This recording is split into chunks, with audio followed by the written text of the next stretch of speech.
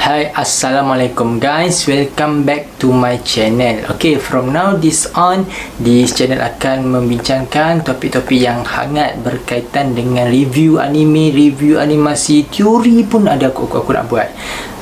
Mungkin korang tertanya-tanya, dulu buat konten pasal sirah, dulu buat konten pasal sirah Nabi, kenapa tiba-tiba nak buat pasal review anime animasi ni? Kau dah kenapa kan? Ya, sebenarnya aku tak ada apa-apa pun. Aku cuma rasa yang aku nak buat kelainan sikit dekat channel aku. So, tapi tak bermaksud aku akan tak buat langsung pasal konten sirah. Aku akan buat juga, tapi mungkin secara berkala lah. Okay, back to our topik perbincangan. Kalau korang dah tengok pada intro di awal video tadi, korang dah mesti dah dapat agak lah kita nak bincang pasal apa. Ada yang kata nak bincang pasal kucing, ada yang nak bincang pasal robot. Sebenarnya kita gabungkan dua-dua, kita bincangkan pasal robot kucing. Robot kucing ni ada banyak, tapi robot kucing mana satu yang akan kita bincangkan hari ni? Jawapannya kita tengok dalam intro. Okay, back to our perbincangan, back to our discussion lah sebenarnya.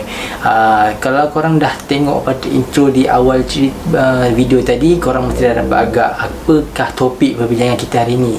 Okay, aku bagi clue dia mudah je. Dia sebulat, dia pendek, dia comel. Kalau korang rasa apa? Bukan tu. Jawapan dia tentulah robot kucing warna biru ni, Doraemon.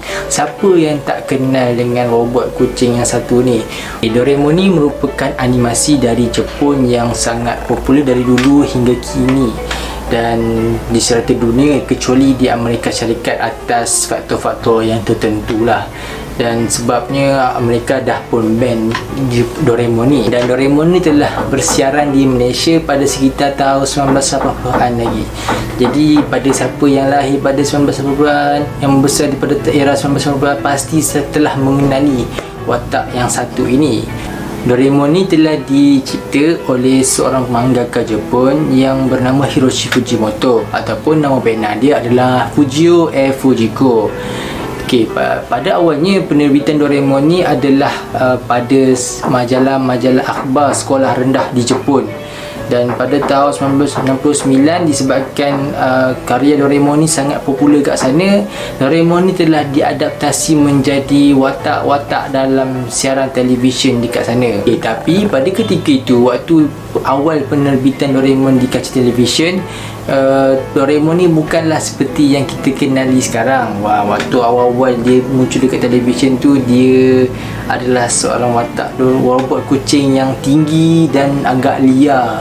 Berbeza dengan Doraemon yang kita kenali pada hari ini, pendek, comel dengan bulat kan. Okey, Doraemon ni merupakan robot kucing yang berasal daripada masa depan, dicipta pada abad yang ke-22. Warna Doraemon pada awalnya bukanlah berwarna biru, tapi berwarna kuning. Dan Doraemon juga mempunyai sepasang telinga yang berupa kucing lah. Kucing lah, takkan kuda. Okey, dan diceritakan pada volume yang ke-11, Doraemon ni sebenarnya telah diambil oleh keluarga Shiwashi. Shiwashi ni sebenarnya adalah cicit kepada Nobita. Keluarga cicit Nobita ni telah mengambil Doraemon jadi robot pengasuh kepada Shiwashi. Dan pada satu ketika Doraemon sedang berehat, dia telah digigit oleh seekor tikus. Seekor tikus tu telah gigit kedua pasang telinga dia tadi, dan ini menyebabkan Doraemon rasa trauma dengan tikus. Tak kira lah jenis tikus tu macam mana, keluarga tikus, semua yang berkaitan dengan tikus dia takut. Dan ini menyebabkan Doraemon agak sedih, dan sangat sedih sebenarnya, sampaikan dia menangis-nangis.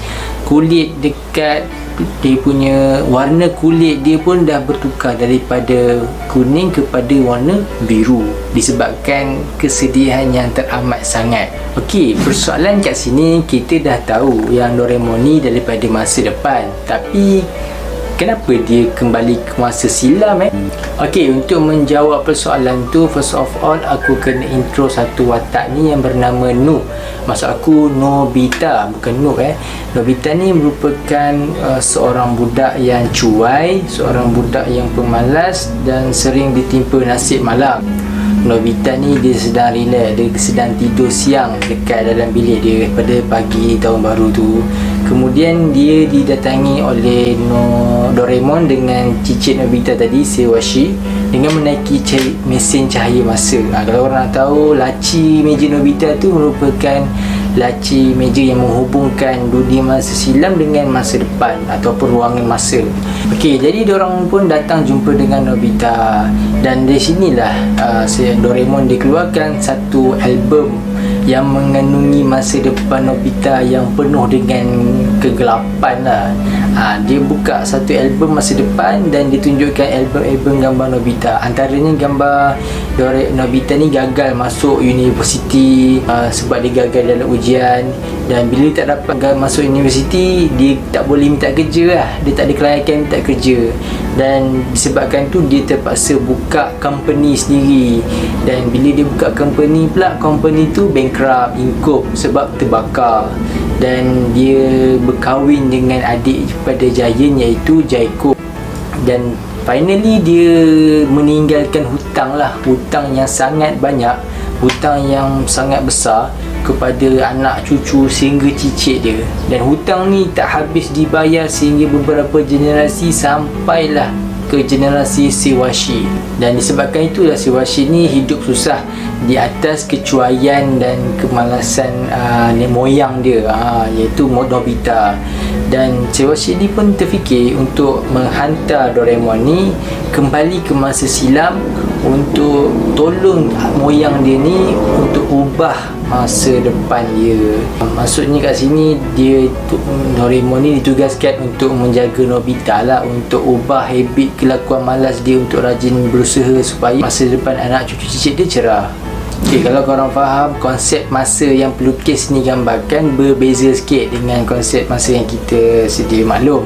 Kalau kita tengok dalam cerita Avengers, kalau kita kembali ke masa silam itulah yang akan jadi masa depan kita. Dia tak akan efek apa-apa pun dekat masa depan yang sebenarnya. Dia akan efek kat masa silam tu je. Tapi berbeza dekat dalam cerita Doraemon ni, kalau kita daripada masa depan, kita go back to masa silam dan kita ubah masa silam tu, kita ubah macam-macam kat masa silam tu, dan dia akan efek sekali dekat masa depan kau. So daripada situlah Seiwashi ni dapat idea untuk tolong Nobita ni ubah masa depan cucu cicit dia supaya jadi lebih senang lah, tak menanggung hutang. So daripada sinilah sekadar intro bagaimana kisah Doraemon ni bermula. Doraemon ni satu animasi yang sangat panjang. Dia panjang daripada segi episod. Dalam komik saja ada 45 jilid episod, dan dalam movie ada 24 movie ataupun filem. Dan silap aku juga, dia masih lagi bersambung, movie dia masih lagi bersambung walaupun bukan canon daripada Fujiko sendiri. So for those yang nak tengok Doraemon, aku galakkan korang tengoklah, sebab cerita ni banyak mengajarkan erti pengorbanan, persahabatan dan kepercayaan dan usaha keras. Korang boleh kaitkan dengan kehidupan keseharian korang lah. Itu saja konten video aku kali ini, dan untuk konten-konten yang akan datang, korang untuk ketahui konten-konten yang akan datang, tolong like dan subscribe dan komen juga apakah video yang patut aku buat lepas ni, dan insyaAllah aku akan baca dan aku akan buat konten yang korang suggest. Baik, Assalamualaikum warahmatullahi wabarakatuh. Peace yo.